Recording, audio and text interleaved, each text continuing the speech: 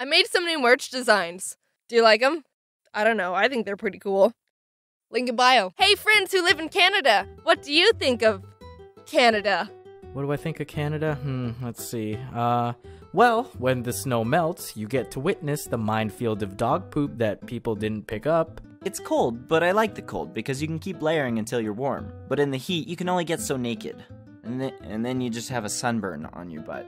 Every summer I leave Arizona to visit my family in Canada because we like seeing them and they're really great. And yeah, we also don't like to live in a volcano. We normally have a non-stop flight, but this one particular trip we decided to do a layover to save some money. I think it was July 2012, so I was like 14. A couple days before our flight, my mom realized that my brother Jack's and my passports were expired. Well, this is either gonna go over well, or it isn't. Oh, it was so much worse. We got to the flight check-in and they said, "Hey, these passports are expired." Obviously. But it was only by a little bit, so the guy was nice and said, "Okay, I'm gonna let you all through and inform your layover about what's happening, but get those renewed soon." So we were like, yay, crisis averted. But wait, there's still 95% of the video left. That's because we were wrong. We landed in Minneapolis and the people said, "Hey, these passports are expired." Obviously. "Oh, yeah, we're sorry about that. The man at the Phoenix airport let us off with a warning and said he contacted you about everything, and..." Well, crap, I think we're actually stuck in Minneapolis. I guess this is our new home now, get used to it, kids. So it was my scared mom and her 2 expired children stranded in this obscure city. We went to a pharmacy, which for some reason also takes passport photos, but we had to wait until the passport place opened the next morning. Mom was having an aneurysm panic attack, but didn't want us to worry, so she was like, "Hey kiddos, time for an adventure. Adventure time!" She took us to the Mall of America, which is the biggest, craziest mall in America with 4 floors of shops, entertainment, a mirror maze, bowling, roller coasters, aquarium. I've never seen anything like it. There were so many things to do. How could we choose what to do first? Roller coasters in a mall? 4 floors? A kid's paradise? People get married in that mall.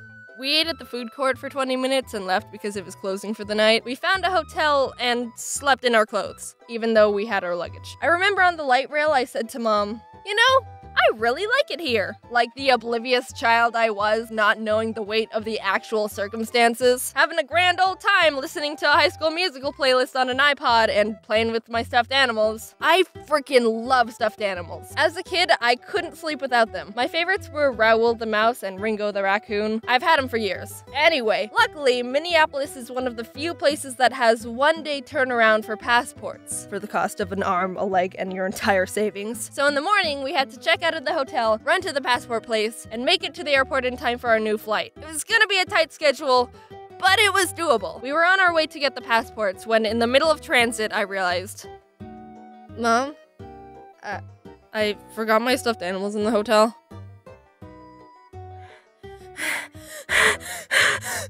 But no, it's all right. I don't need them. It's okay, really. It's not a big deal. I left Raoul and Ringo in the hotel, and Mom was already having a mental stress breakdown, and I was not at all wanting to contribute to any more of that. But Mom, being the kick-butt awesome parent she is, defeatedly pulled out her phone.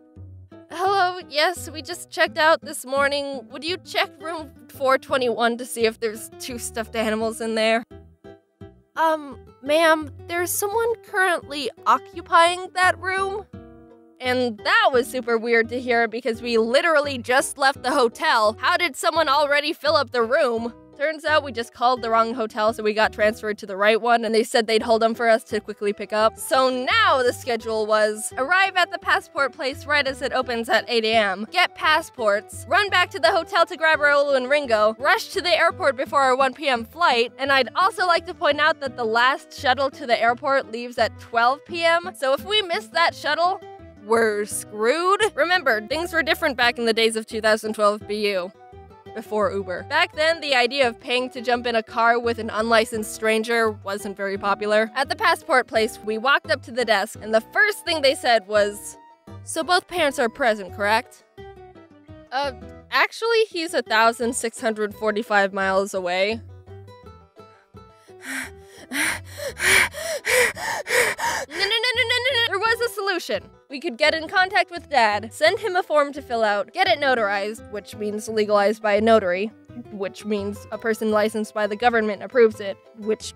Okay, we don't have time for this. We have to prove the paper is legal, but there's a problem to that solution. It's 8 a.m. in Minneapolis, but 6 a.m. in Arizona, which means notarizing places aren't open. Now, my mom knows a lot of people, and one of her best friends is actually an accountant, which means she can get it notarized when she goes into work and get it sent back super quickly. Which, what are the odds of that? Mom, we should buy a lottery ticket if we actually get to Canada. So quick! Woke Dad, got the form filled, called the friend, did the thing, got the thing back, and somehow everything was accepted and we weren't expired children anymore. And off we were running down the city to get back to the hotel to grab Raoul and Ringo.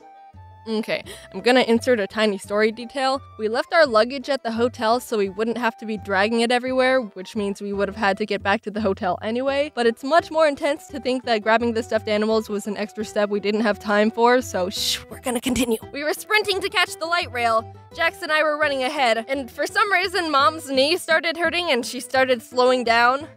Are you okay? And she was just like, go, I'll catch up, just get to the train, go without me!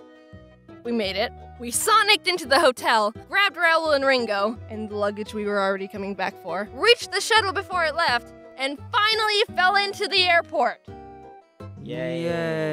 Yay. Sitting at our gate, waiting for the plane to swoop us off to Canada land with their moose and their poutine and Niagara Falls. Well, technically, Niagara Falls is made up of 3 different waterfalls, and the US actually owns 2 of them. But I guess Horseshoe Falls is the biggest and most popular, so... Mom suddenly realized that she forgot my dad's letter at the passport showing that both parents consent to us, the innocent, helpless, pathetic children, crossing the border. In the past, security always asks us to show that consent paper, so Mom couldn't even have a relaxing plane ride being stressed out of her mind that we would land and still couldn't pass the border. After all that, she didn't tell us she was worried because she was already doing a frickin' dang good job of hiding the weight of what was going on, so she held it in the entire flight. But she told us afterwards and we gave her a slow clap. She deserved more, but we were kids. That's all we had. We approached the security booth, gave them our shiny new passports. They looked at my mom, my brother, and me. Have a fun time in Canada. They didn't ask that time! My mom, every time she tells this story, always says, they always ask. They always ask. They didn't ask this time. How the frick even? They always ask! And that was that. We got to Canada. That's it. Wow, that was a lot of effort to come here. Yeah, I mean, Canada's alright, but you guys have that Mall of America. Okay, yeah, sure, cool. But I mean, we have West Edmonton Mall, which has an indoor water park and a theme park. Wait, really? That exists? Well, I guess that automatically puts us on top then. We were always on top, Dom. We are America's hat. Woo, yeah, Canada. I had to ask my mom the timeline of events during the whole thing because I was young and don't remember anything but eating in Mall of America and forgetting my stuffed animals. Big thanks to Domix and Ginger Pale for being Canadian and also helping with lines. They're great buds. This is hopefully the last time I mentioned this in an end card, but I'm still interested in finding other animators. I talked about it in the